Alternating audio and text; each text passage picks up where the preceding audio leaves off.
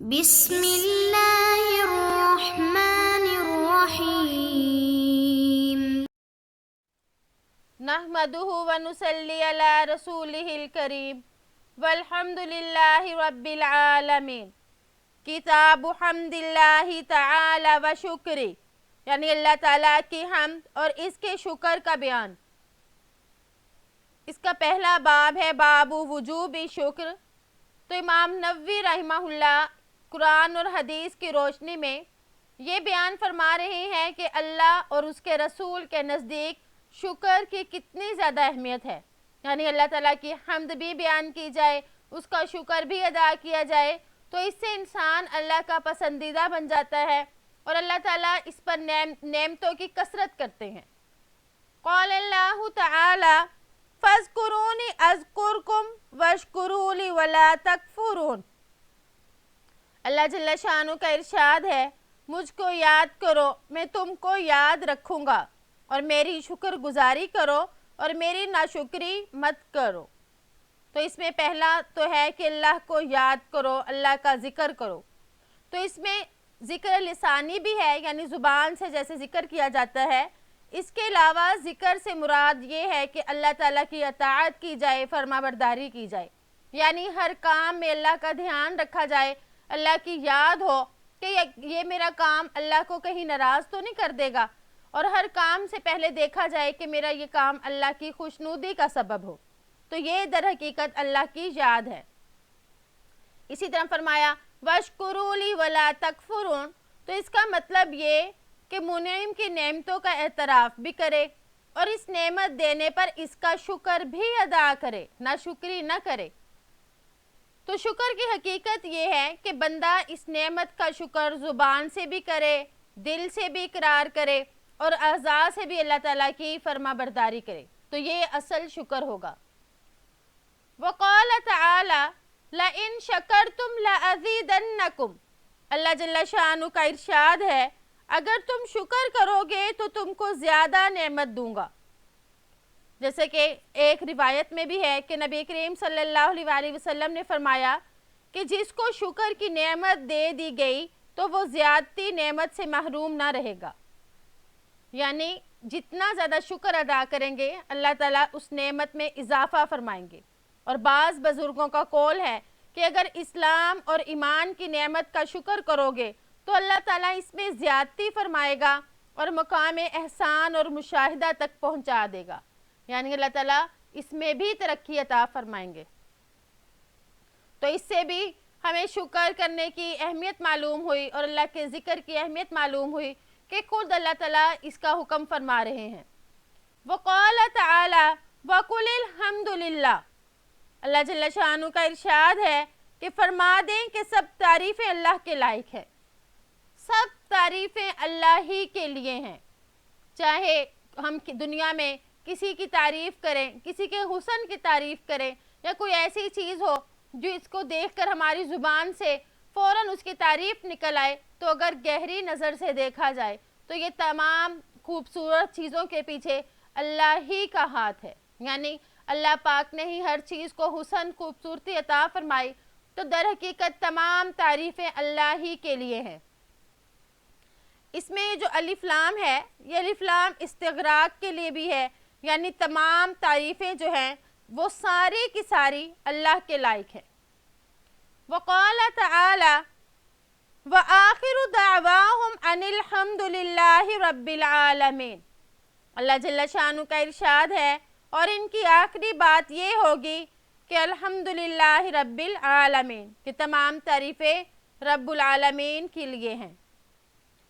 علامہ بغوی رحمہ اللہ نے فرمایا کہ اہل جنت کے کلام کا آغاز تسبیح سے ہوگا اور الحمدللہ رب العالمین پر ان کے کلام کا اختتام ہوگا، اور ان دونوں کے درمیان جو بات وہ کرنے چاہیں گے وہ کریں گے۔ وعن ابی ہریرہ رضی اللہ عنہ ان النبی صلی اللہ علیہ وسلم اوتی لیلۃ اسری به قدحین من خمر ولبن فنظر الیہما فاخذ اللبن فقال جبریل الحمدللہ الذی ہداک للفطرۃ لو اخذت الخمر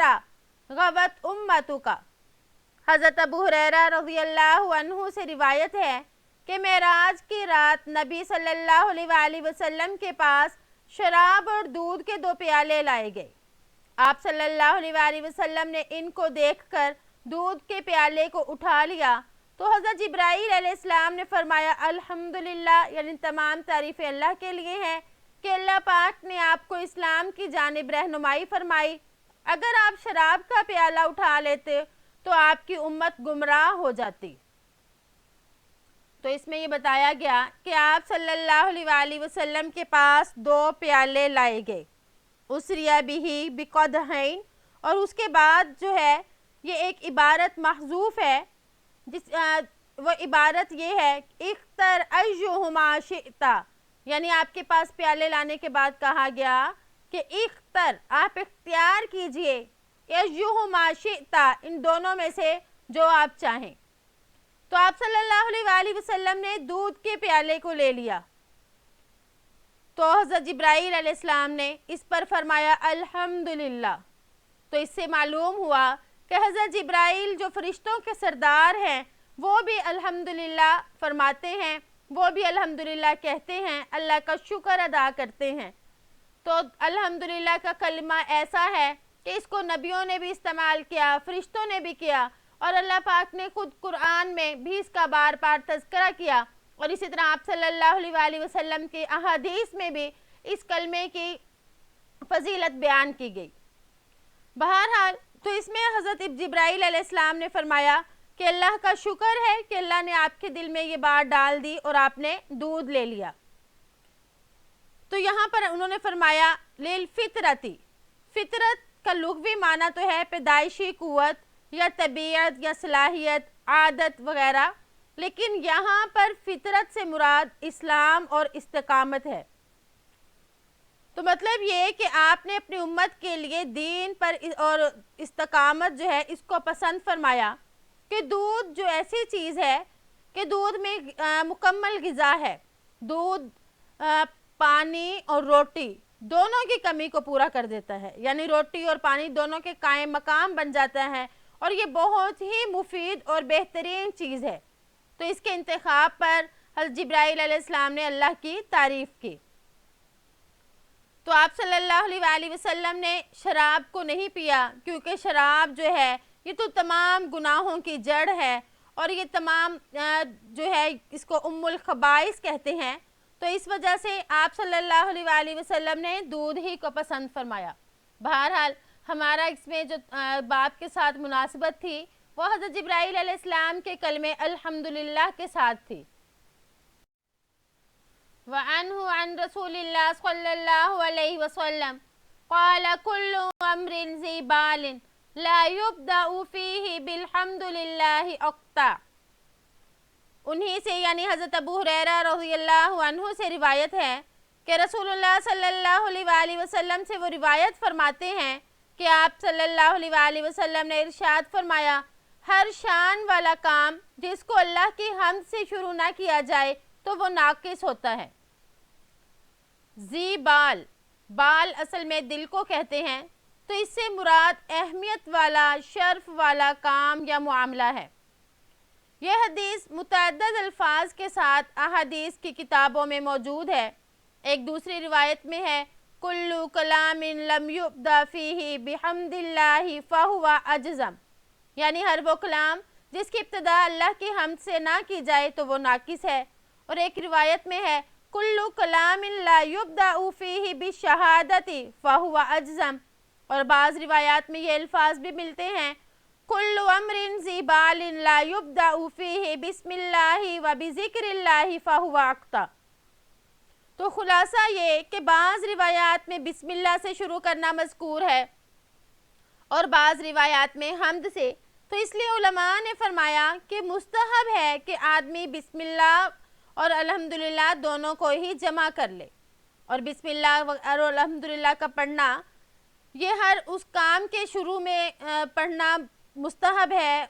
جس کام کو اللہ اور اس کے رسول نے پسند فرمایا۔ یعنی جو کام شریعت میں جائز ہیں ان سے پہلے بسم اللہ اور الحمدللہ پڑھیں گے، اور جو کام شریعت میں جائز نہیں تو ان سے پہلے بسم اللہ نہ پڑھی جائے، کیونکہ اس میں فرمایا کلو امر ذی بال، یعنی ہر ذی شان کام، ہر ذی شان معاملہ، شرف والا معاملہ جو ہو اس کام سے پہلے اللہ کے نام سے ابتدا کرنی چاہیے۔ وعن ابی موسیٰ اشعری رضی اللہ عنہ ان رسول اللہ صلی اللہ علیہ وسلم قال اذا مات ولد العبد قال اللہ تعالی لملائکتی فقبضتم ولد عبدی فیقولون نعم فیقول قبضتم ثمرة فؤادی فیقولون نعم فیقول ماذا قال عبدی فیقولون حمدک واسترجع فیقول اللہ تعالی ابنوا لعبدی بیتا فی الجنت وسموہ بیت الحمد۔ حضرت ابو موسیٰ اشعری رضی اللہ عنہ بیان کرتے ہیں کہ رسول اللہ صلی اللہ علیہ وآلہ وسلم نے فرمایا جب کسی شخص کا بچہ فوت ہوتا ہے تو اللہ پاک فرشتوں سے فرماتے ہیں تم نے میرے بندے کے بچے کی روح قبض کر لی؟ وہ کہتے ہیں جی ہاں۔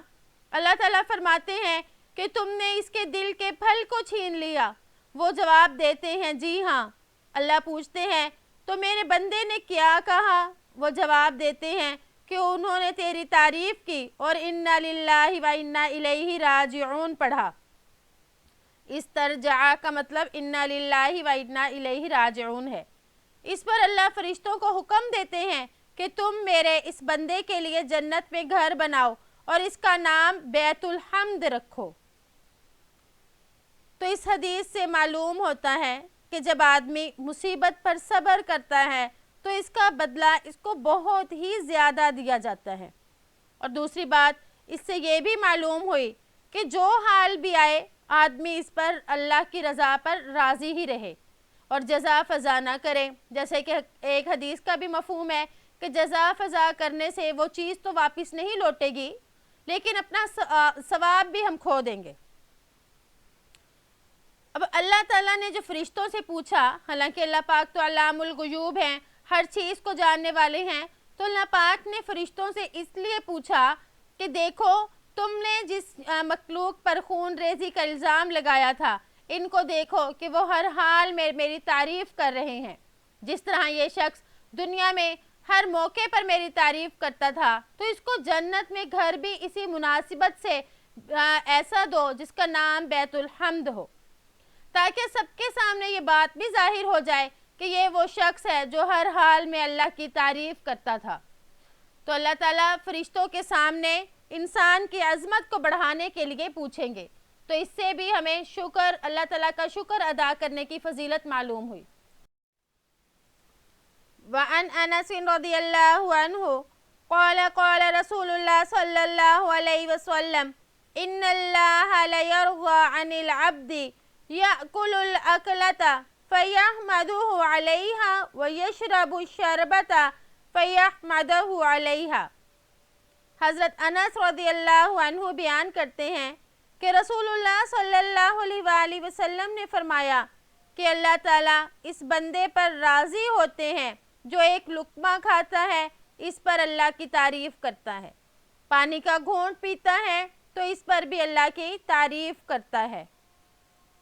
لا یرضا یہ مضارع کا صیغہ ہے، سامع یسمعو سے یعنی راضی یا یرضا۔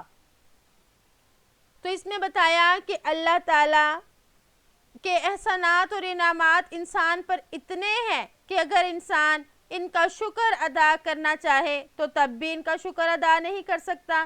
اور اللہ کی طرف سے جو اس کو نعمتیں ملتی ہیں، ایک تو ان نعمتوں کے ملنے پر اللہ کا شکر ادا کرے، اور پھر ان نعمتوں کے استعمال کرنے پر بھی وہ محتاج ہے، تو اگر اس نے اس کو صحیح طرح سے استعمال کر لیا تب بھی اللہ کا شکر ادا کرے۔ مثلاً ایک نعمت جس کا تذکرہ اس حدیث میں بھی فرمایا گیا وہ کھانا اور پینا ہے،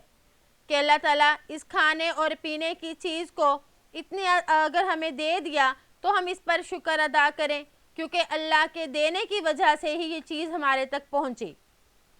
اور پھر اس کھانے پینے کو ہم نے اگر کھا لیا اور پی لیا اور آسانی سے وہ ہمارے پیٹ میں اتر گیا تو اس پر بھی اللہ کا شکر ادا کریں کہ کہیں وہ ہمارے حلق میں نہیں پھنس گیا اور اس کی وجہ سے انسان کی موت بھی واقع ہو سکتی ہے۔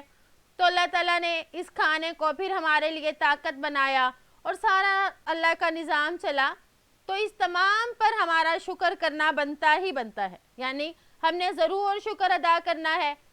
لیکن اللہ نے خود اس کا حکم فرما دیا اور اس کے بدلے پھر ہمیں اجر و ثواب عطا فرمایا۔ یہ اللہ کا اور کرم کہ ہم نے شکر تو ادا کرنا تھا، لیکن اللہ پاک نے اس شکر کے بدلے اپنی رضا جیسی اتنی بڑی نعمت عطا فرما دی۔ تو اللہ تعالیٰ سے دعا ہے کہ ہم اللہ پاک کے جن نعمتوں کو استعمال کریں، اے اللہ ان سب کا شکر ادا کرنے کی تو ہی توفیق عطا فرما، کیونکہ ہم تو اللہ کی نعمتوں کا شکر ادا کر ہی نہیں سکتے جتنی اللہ تعالیٰ نے ہم پر نعمتیں عطا فرمائی ہیں۔ امید ہے کہ آپ کو آج کا سبق سمجھ آ گیا ہوگا۔ السلام علیکم ورحمۃ اللہ وبرکاتہ۔